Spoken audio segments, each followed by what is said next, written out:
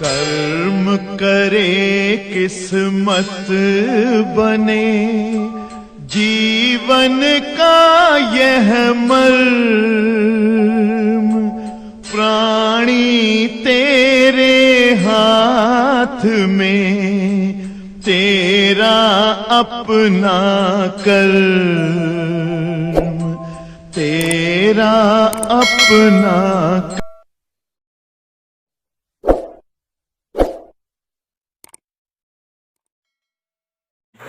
Dear students, structure of nucleus and something about nucleus. What do you understand about nucleus? यही हम लोगों का discuss होना है आज कि न्यूक्लियस के बारे में क्या जानते हैं। एटॉमिक स्ट्रक्चर आप जान गए, न्यूक्लियस का स्ट्रक्चर देखें।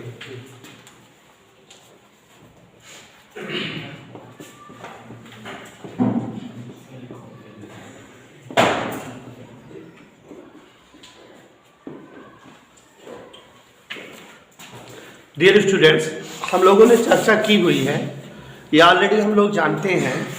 What is the alpha scattering experiment of mister Rutherford. Rutherford का अल्फा स्कैटरिंग एक्सपेरिमेंट क्या था? रदरफोर्ड के अल्फा स्कैटरिंग एक्सपेरिमेंट के द्वारा रदरफोर्ड ने यह प्रूव किया, यह डिफाइन किया, very smallest portion of any atom at which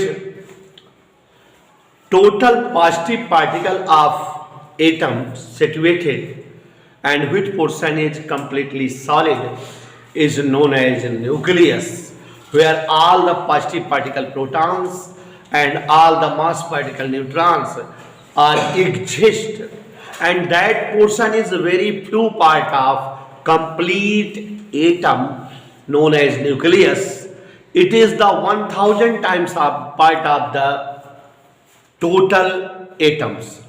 According to Mr. Rutherford, if radius of complete atom is in the order of 10 to power minus 12, then the radius of smallest portion, positive and solid portion nucleus radius is in the order of 10 की power minus 15 metre. Okay बेटा, कहने का मतलब mister Rutherford ने alpha scattering experiment के द्वारा prove किया कि पूरे के पूरे एटम का बहुत छोटा हिस्सा, जहां उस एटम के संपूर्ण पॉजिटिव पोर्शन सिचुएटेड हो, सॉलिड पोर्शन या मास पार्टिकल सिचुएटेड हो, उसी हिस्से को smallest part of complete atom is known as nucleus, which is completely solid, which is completely positively charged. This portion is known as nucleus and it is 1/1000 times part of the total atoms. It's radius is in the order of -10 की power -15 metre. इसकी radius 10 की घात -15 metre में होती है। कौन explain किया बेटा? रदरफोर्ड ने। Okay, listen me again. All the elements, all the particles, all the things belonging या living in nucleus known as nucleon. नहीं समझे बेटा? न्यूक्लियस में पाए जाने वाले समस्त पार्टिकल, न्यूक्लियस में पाए जाने वाले समस्त एलिमेंट या थिंग्स या बॉडीज या वस्तुएं known as nucleons, and total number of nucleon for any nucleus is known as mass number. ये भी समझ रहे हो बेटा कि किसी भी न्यूक्लियस में जितना जो है पार्टिकल सिचुएटेड होते हैं, all the particle situated in any nucleus is known as या called nucleons, and total number of nucleons is known as mass number, denoted by capital A. Means capital A is the total number of nucleons, means is the number of proton plus number of neutrons, because proton, neutron are situated in nucleus, hence proton as well as neutrons both are nucleons। समझ में बेटा? अब एक बात और, Rutherford ने ही ये सारी बातें बताई। न्यूक्लियस के फाउंडर या न्यूक्लियस के इन्वेंटर मिस्टर रदरफोर्ड को मान सकते हैं।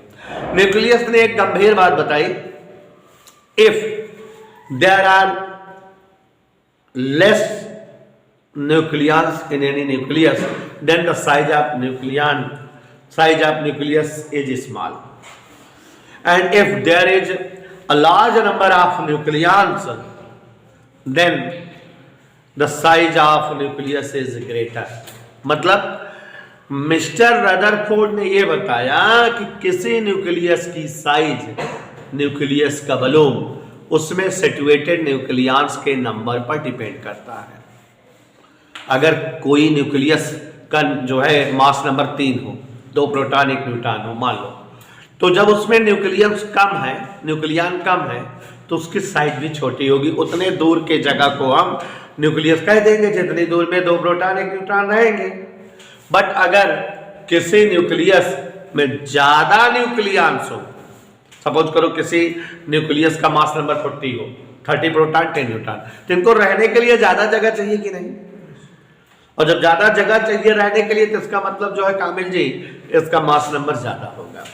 तो mister Rutherford said what the size of balloon of structure of any nucleus is directly proportional to the total number of nucleons situated in it, or you can say the size of balloon of any nucleus is directly proportional to the mass number। ठीक है ना बेटा? Mass number मतलब total number of nucleus. अगर किसी nucleus में कम nucleus है तो उनको रहने के लिए कम जगह चाहिए, तो उस न्यूक्लियस का वॉल्यूम भी तो कम होगा। और किसी न्यूक्लियस में ज्यादा न्यूक्लियन है तो उसे रहने के लिए ज्यादा जो है जगह चाहिए, उसका वॉल्यूम ज्यादा होगा। ठीक है ना? तो वॉल्यूम प्रोपोर्शनल ए, वॉल्यूम मतलब mister Rutherford also said the size of nucleus almost is in the spherical shape, मतलब ज्यादातर न्यूक्लियस की साइज या शेप स्फेरिकल होती है। 90% न्यूक्लियस स्फेरिकल शेप में होते हैं, 10% nucleus shows deflection to the spherical shape. 10% nucleus ऐसे हैं जो स्फेरिकल शेप से हटकर शेप में है। ठीक है ना बेटा? बल्कि जो है ज्यादातर न्यूक्लियस स्फेरिकल है। तो स्फेरिकल का वॉल्यूम का फार्मूला लगेगा 4/3 pi R cube proportional A. बच्चों यहां देखो 4/3 pi R cube proportional A. A is the mass number of any nucleus, R is the radius of nucleus. देखो बेटा प्रोपोर्शनल सिंबल है और ये पूरे कांस्टेंट है। जब 4/3 पाई आर क्यूब प्रोपोर्शनल है, इसका मतलब आर क्यूब प्रोपोर्शनल ए। ठीक बेटा? तो कांस्टेंट है R cube proportional, any doubt? पक्का? अब यहां पर क्यूब हटाओ तब बेटा R proportional A to the power 1/3। Okay, and R evaluated as R0 a की power 1/3, and it is the final formula for the radius of nucleus. Here R0 is the constant, and Mr. Rutherford find out the value for R0 after calculating radius of different nucleus। मतलब कि Rutherford ने बहुत सारे nucleus की radius को different जो है calculate करने के दौरान R0 की वैल्यू निकाली। According to mister Rutherford the value of R0 is 1.2 × 10⁻15 metre. You can say it is 1.2 Fermi। 1.2 Fermi। What is Fermi? Fermi means femtometer। 1 femto equals 10⁻15। तो 1 femtometer means 10⁻15 meter, and it is denoted as FM and said as Fermi। Fermi is the smallest unit of length। ठीक है? Fermi का मतलब 10⁻15 metre. जैसे micron, angstrom, वैसे ही Fermi, nano, वैसे ही Fermi.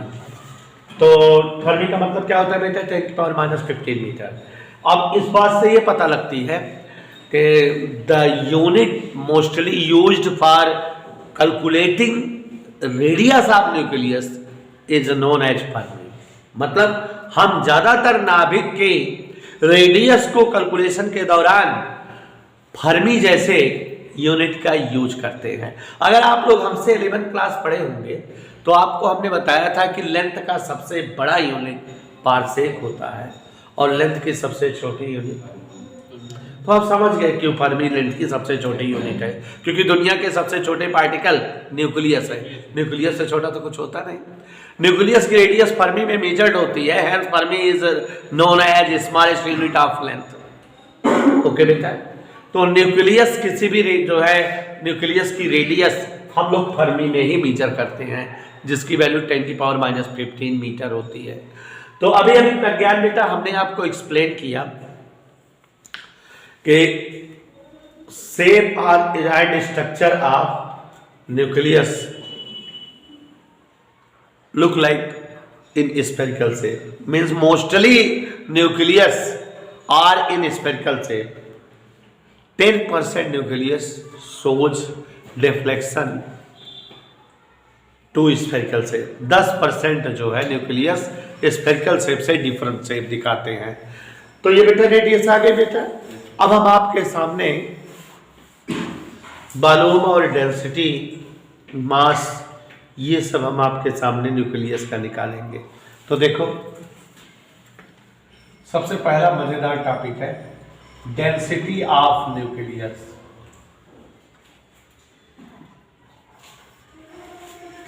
Okay बेटा, density of nucleus, I am calculating density of nucleus. Okay, look, if density of nucleus is represented by rho, all of you knows about the formula of density. Density के फार्मूले के बारे में आपको पता है, mass upon volume, mass upon volume, mass of nucleus volume of, यही तो ना बेटा डेंसिटी आ जाएगी। अब अगर सपोज करें, let us suppose that the mass number of any nucleus is a, इसका मतलब क्या है? Let us suppose that mass number of any nucleus is a, what do you understand about this? इसका मतलब यह हुआ कि इस न्यूक्लियस में ए न्यूक्लियन है, ठीक है। If mass number is A, it means there are A nucleons in your nucleus, and if mass of any one nucleon is m, आपको पता है न्यूक्लियन क्या है, प्रोटॉन या न्यूट्रॉन, दोनों का मास लगभग सेम माना जाता है 1.67 × 10⁻27, ठीक है।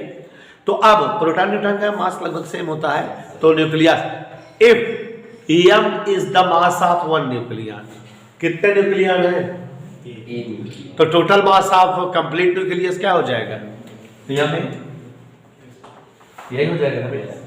If there are A nucleons in the nucleus and m is the mass of one nucleon, then complete mass will become ma। समझ आया बेटा?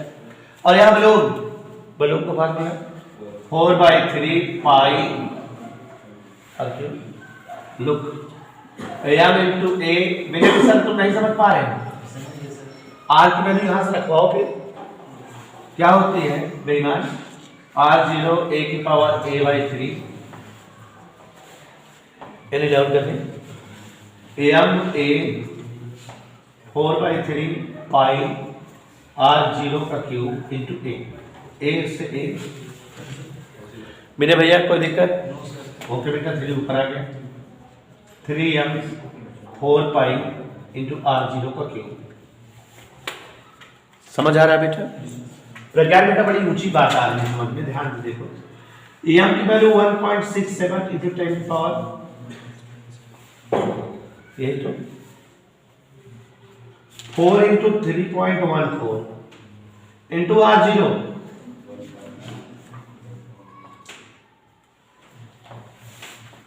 कोई डाउट? क्या लिखे बेटा? Density for any nucleus. Pragyan ji ये कैलकुलेशन तुम्हारा तेज था पहले। हाँ बताओ।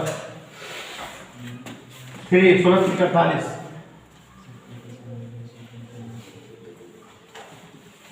कोई डाउट?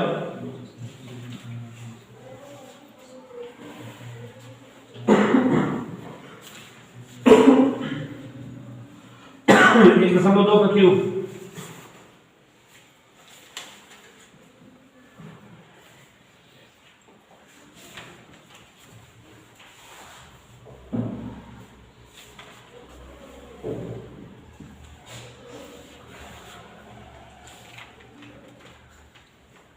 यहां पर देखिए 5.01 और ये 1.8, इसको 13 लगभग 13 सत्ते 91 किए।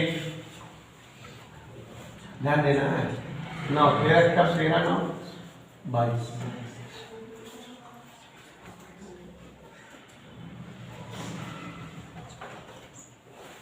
इंटू 10 की पावर 45 17 गए,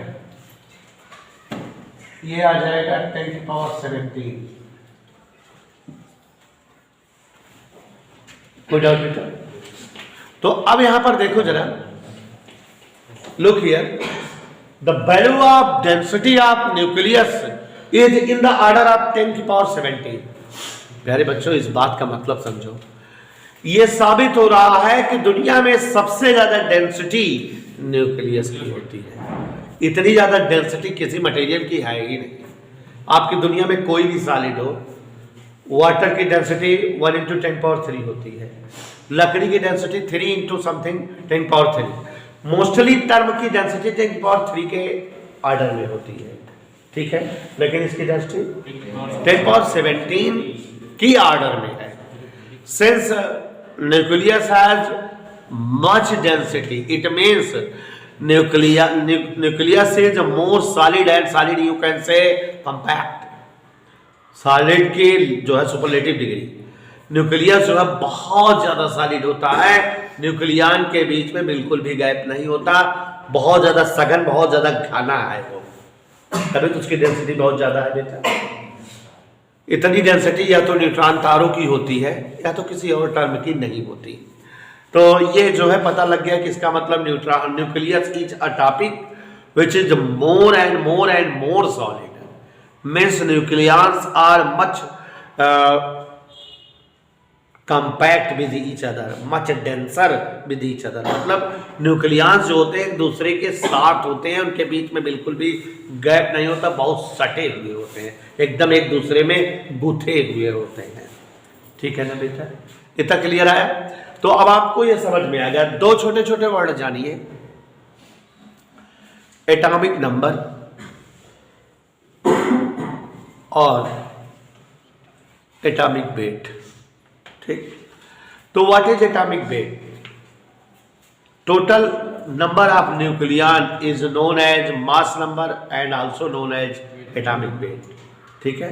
atomic weight means number of proton plus number of neutron, ठीक है? ऐसे ही what is atomic number? Total number of protons situated in nucleus is known as atomic number of any atom, or you can say in neutralization position total number of electron is known as atomic number represented by Z। मतलब atomic number Z का मतलब है कि उस जो है element के सभी प्रोटॉनों की संख्या एटॉमिक नंबर कहलाती है, जेड से डिनोट होती है। या न्यूट्रल स्टेट में, मतलब जब जो है आपका एटम न्यूट्रल हो, चार्ज ना हो उस पर, तब उसमें जो इलेक्ट्रॉन के नंबर होते हैं वो प्रोटॉन के नंबर के इक्वल होते हैं, तो इलेक्ट्रॉन के नंबर को भी total number of electron is also known as atomic number. लेकिन न्यूट्रल पोजीशन होनी चाहिए। अब जैसे मान लो Cl- है, तो इसमें इलेक्ट्रॉन का नंबर 18 है, लेकिन 18 इसका एटॉमिक नंबर थोड़ी है। लेकिन अगर केवल Cl हो तो इसमें इलेक्ट्रॉन का नंबर 17 है, और इसका एटॉमिक नंबर भी 17 होता है। ठीक, तो in atomic state total number of electron is equal to the total number of proton and it is known as atomic number.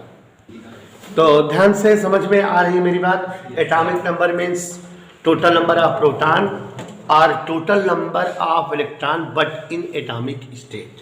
ठीक बेटा, रिप्रेजेंटेड बाय जेड। और total number of each nucleon means total number of proton plus total number of neutron is known as. एक question यहाँ बन जाता है जो है कि बच्चों जैसे जितने भी जो है प्रोटॉन और न्यूट्रॉन होते हैं, न्यूक्लियंस होते हैं, इन्हें ही आप एटॉमिक वेट कहते हो। तो किसी भी न्यूक्लियस में प्रोटॉन या न्यूट्रॉन तो हमेशा परफेक्ट नंबर में होंगे ना, लेकिन हमने क्वेश्चन आपके सामने क्रिएट किया था। If total number of nucleons या if total number of proton and neutron is the atomic weight, then why chlorine has atomic weight 35.5। मीन्स अगर क्लोरीन का एटॉमिक वेट 35.5 है तो क्या उसमें 35.5 न्यूक्लियन है? 17 प्रोटॉन 18.5 न्यूट्रॉन है या 18 प्रोटॉन 17.5 न्यूट्रॉन है? If all the number of nucleons is said as atomic weight, we know that number of nucleons are in perfect number, not in rational number. Then why mass of some elements remain in decimal number? अगर जो है atomic wait का मतलब mass number है, जितना mass number है, जितने nucleon है वही एटॉमिक वेट है, तो मास नंबर या संख्या तो हमेशा परफेक्ट होगी ना, पूर्ण संख्या होगी। भाई अगर हम न्यूक्लियन गिन रहे हैं तो 17 न्यूक्लियन आएंगे, तो 20 न्यूक्लियन आएंगे, तो 20 न्यूक्लियन आएंगे। Always remain in perfect number, not in rational number. लेकिन कुछ एलिमेंट ऐसे हैं जिनके मास डेसिमल में है, आप जानते हो। For example chlorine, why, how it possible? चलिए विनय मिश्रा जी आंसर जान लीजिए। It is clear and it is correct. Atomic weight is the total number of nucleus. Atomic weight ही टोटल नंबर न्यूक्लियन का एटॉमिक वेट ही होता है। But some elements contain isotopics, isotopes. कुछ elements में आइसोटोप्स होते हैं, और जब कुछ एलिमेंट में आइसोटोप होते हैं तो उनका एटॉमिक नंबर, क्योंकि आइसोटोप का कोई स्पेशल प्लेस या कंडीशन तो रखी नहीं गई थी, तो उनका एटॉमिक जब वेट जानना हुआ तो साइंटिस्टों ने लॉजिक लगा दिया, एटॉमिक वेट की डेफिनेशन चेंज कर दिया। Atomic weight is the average nuclear number of each isotope. नहीं समझो बेटा? किसी एलिमेंट के अगर कई सारे आइसोटोप हैं तो सारे आइसोटोप का एटॉमिक, वो सारे आइसोटोप का मास नंबर इकट्ठा करो और उसका एवरेज निकाल लो।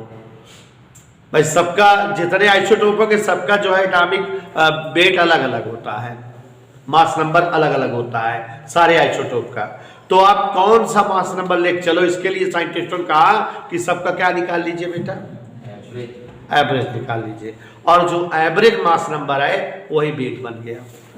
और अब जैसे जो है क्लोरीन से 17Cl35 contains it's isotope 17Cl36। Here is mass number 35, here is mass number 36। तो कौन वाला मास नंबर यूज किया जाए एटॉमिक वेट के लिए? तो सिस्टम बन गया कि भैया दोनों का एवरेज ले लो। तो यहाँ दो दो है, एवरेज का मतलब होता है जोड़ के जैसे होता है डिवाइड, इनको जोड़ेंगे 71 आएगा, 71 को डिवाइड करेंगे तो 35.5 आएगा।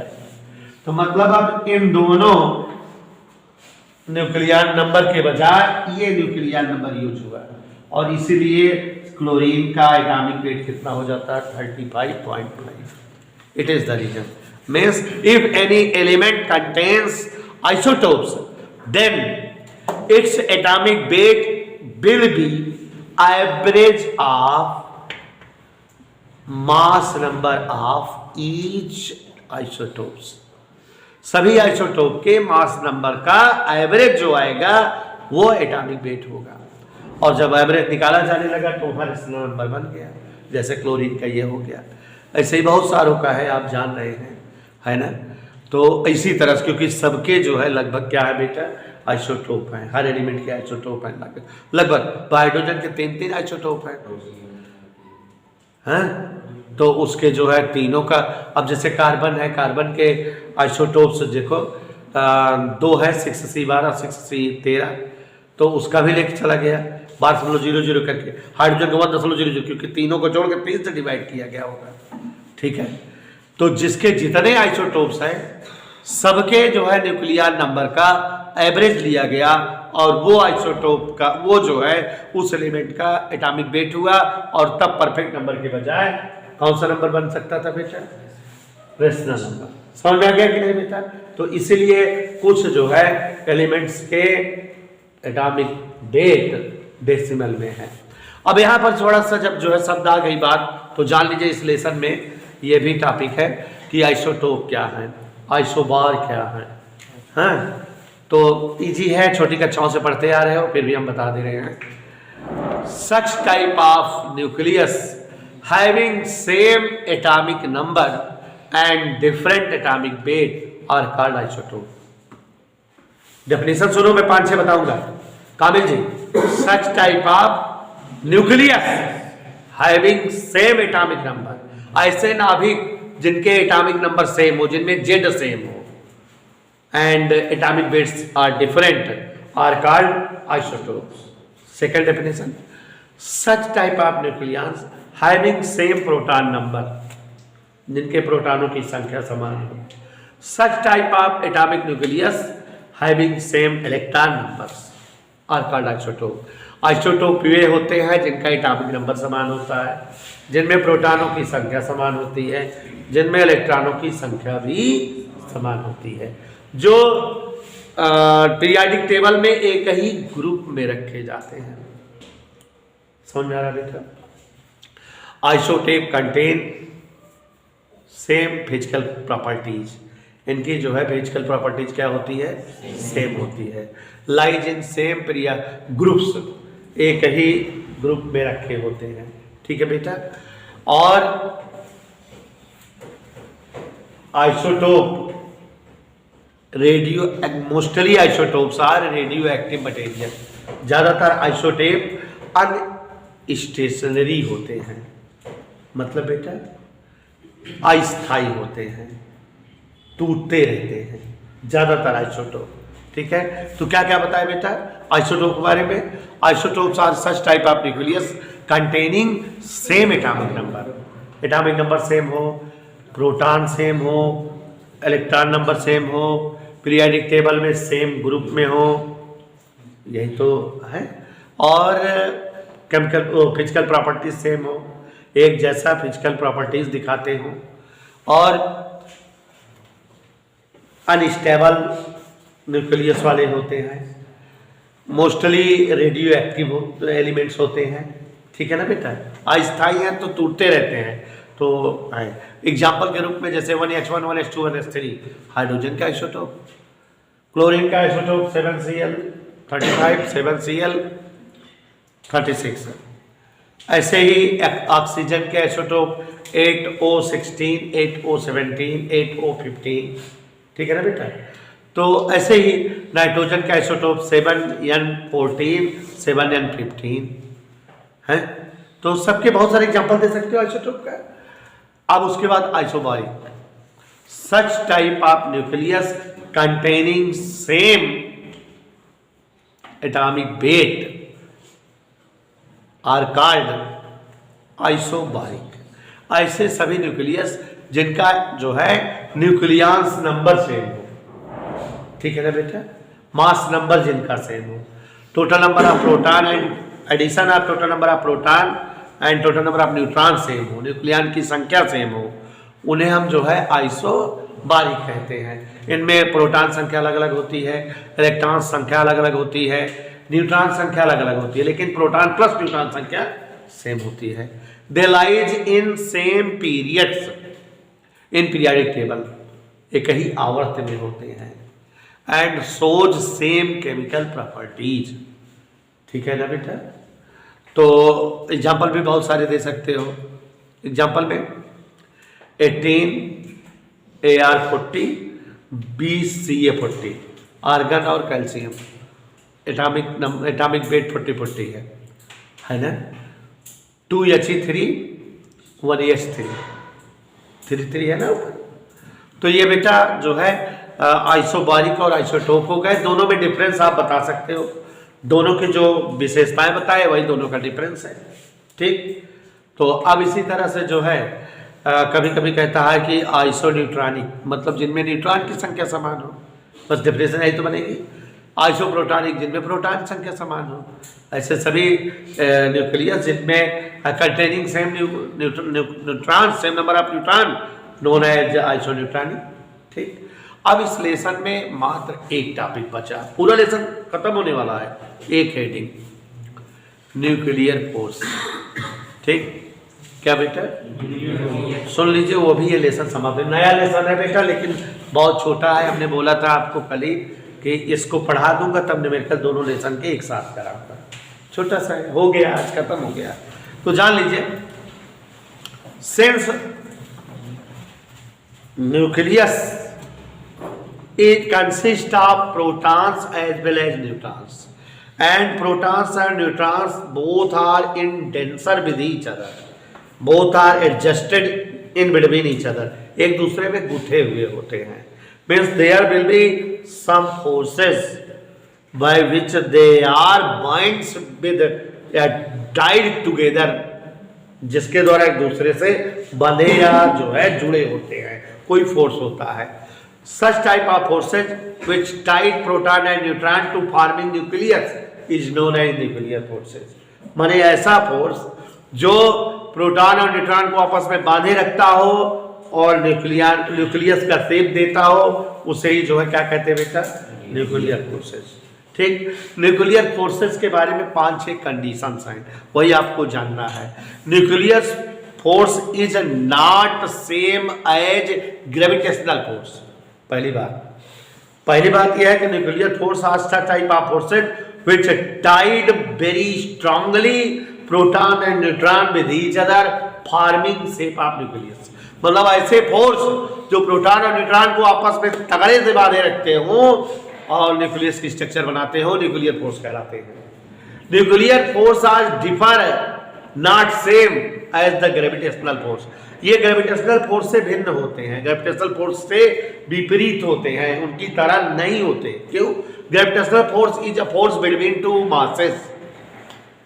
Gravitational force is force between two uncharge body, but nuclear forces are the force between charge and uncharge body. Charge proton, uncharge neutron, इन दोनों के बीच का फोर्स न्यूक्लियर फोर्स होता है, जबकि ग्रेविटेशनल केवल अनचार्ज के बीच का होता है। तो इसका मतलब न्यूक्लियर फोर्स जो है ग्रेविटेशनल फोर्स नहीं होते, डिफर होते उससे। Nuclear forces are differ from electrostatic force. अब ये इलेक्ट्रोस्टैटिक फोर्स कूलम फोर्स भी नहीं होते, differ from Coulomb, because electrostatic force is the force working in between two charge particle. Electrostatic force हमेशा दो चार्ज पार्टिकल के बीच लगने वाला फोर्स होता है, but nuclear force is a force working in between charge proton and अनचार्ज neutron. Charge और अनचार्ज के बीच का है। तो ये ग्रेविटेशनल फोर्स की तरह नहीं होता, न्यूक्लियर फोर्स की तरह नहीं होता। And this force follows in inverse square law. मतलब nuclear force is inversely proportional R square. बीच की दूरी के वर्ग के इनवर्सली प्रोपोर्शनल, जितना ये पास होते हैं उतना ये फोर्स ज्यादा होता है, और जितने दूर होते हैं उतना ये फोर्स कम होता है। यह प्रोपोर्शनल 1/r है। And nuclear forces depend on the number of nuclear. ज्यादा न्यूक्लियर रहेंगे तो इस फोर्स की वैल्यूएशन ज्यादा रहेगी, ज्यादा टाइट करना रहेगा। And nuclear force depend on the construction, on the क्या बोलते हैं, concentration. Nuclear force depend on the concentration of neutron and proton means nucleus. Dilute और कंसंट्रेशन होता है ना, कंसंट्रेशन माने घना, सांद्रण। तो ये जितने ज़्यादा घने होते हैं उतने फोर्स ये ज़्यादा होता है, ठीक है। तो बेटा कई बातें हो गई न्यूक्लियर फोर्स के बीच के लिए। न्यूक्लियर फोर्स प्रोटॉन प्रोटॉन के बीच का फोर्स है, न्यूक्लियर फोर्स प्रोटॉन न्यूट्रॉन के बीच का फोर्स है, न्यूक्लियर फोर्स न्यूट्रॉन न्यूट्रॉन के बीच का फोर्स है। और यह फोर्स प्रोटॉन न्यूट्रॉन को आपस में बांधे रखता है न्यूक्लियस की शेप को फॉर्म करने के लिए। यह फोर्स ग्रेविटेशनल फोर्स की तरह नहीं होता, यह फोर्स इलेक्ट्रोस्टैटिक फोर्स से डिफर होता है। यह फोर्स इनवर्स स्क्वायर लॉ को फॉलो करता है। यह फोर्स नंबर ऑफ न्यूक्लियन पर डिपेंड करता है, बताया ना बेटा। और यह फोर्स क्या बताया अभी, कंसंट्रेशन पर जो है, कंसंट्रेशन पर डिपेंड करता है। और यह फोर्स स्पिनिंग मोशन पर डिपेंडेंट होता है। स्पिनिंग आर्सन जो घूमते हैं न्यूट्रॉन प्रोटॉन अपने एक्सिस के अराउंड, उस पर इसकी डिपेंडिंग होती है, ठीक बेटा। These are the properties of nuclear forces. समझ में आ गया बेटा, क्लियर। और इसी के साथ ये लेसन